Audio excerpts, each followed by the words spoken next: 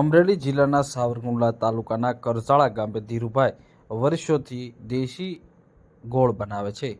આના ગોળનું સમગ્ર ગુજરાતની અંદર વેચાણ થાય છે. હાલ સાવરકુંડલા અમરેલી જિલ્લામાં એક જ માત્ર આ કરજાળા ગામ છે કે જ્યાં દેશી ગોળના રાબડા શરૂ કરવામાં આવ્યા છે. હજારો કિલો ગોળ બનાવી તેનું વેચાણ કરવામાં આવે છે. મારું નામ છે ધીરુભાઈ, મારું ગામ કરજાળા. કેટલા સમયથી આ ગોળ બનાવો છો? ક્યાં વેચાણ કરો? ગોળ બનાવું છું 20 વર્ષથી હું ગોળ બનાવું છું અને બેસન તમારે આ કીધું 20 વર્ષ ચાલે છે. અને ડ્રાયફ્રૂટ કોઈ ઓર્ડર પાસે હોય એવો બનાવી દઈએ, ડ્રાયફ્રૂટ વાળો ગોળ બનાવી દઈએ. એ રીતનો અમે ગોળ બધું બની અને 90 રૂપિયાનો કિલો એ બધું તો આપણે આ ઓર્ડરમાં જોયો જાય ગોળ બધું ગરાકી જેવી લાગે બધી. આખા વર્ષનો કેટલા કિલો વેચો?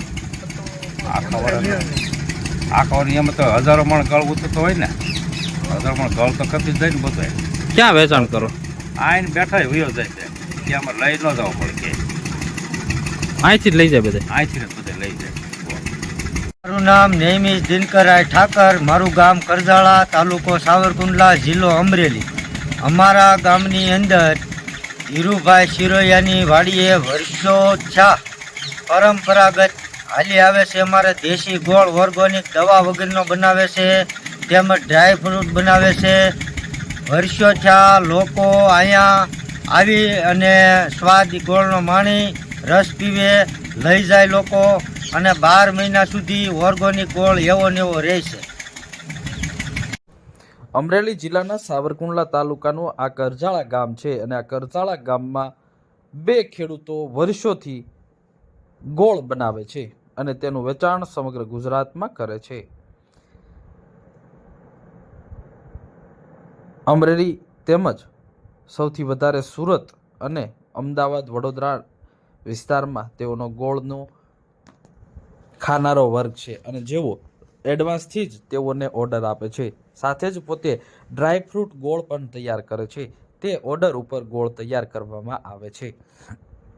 હાલ 1 કિલો ગોળનો ભાવ 90 રૂપિયા બોલાઈ રહ્યો છે. પોતાની વાડીએ જ શેરડીનું વાવેતર કરવામાં આવે છે. ત્યારબાદ તેની કાપણી કરી અને આ ગોળના રાબડા સુધી લાવવામાં આવે છે અને અહીં શેરડીનો રસ કાઢી અને ગરમ કરી અને ગોળ તૈયાર કરવામાં આવે છે. આ ગોળ 1 વર્ષથી વધુ સમયગાળા દરમિયાન ખરાબ થતો નથી. સાથે જ ડ્રાયફ્રૂટ ગોળ તૈયાર કરવા માટે અહીં જરૂરી સામગ્રી લઈને લોકો આવે છે અને ડ્રાયફ્રૂટ ગોળ તૈયાર કરે છે અને તેનું પણ વેચાણ કરવામાં આવે છે.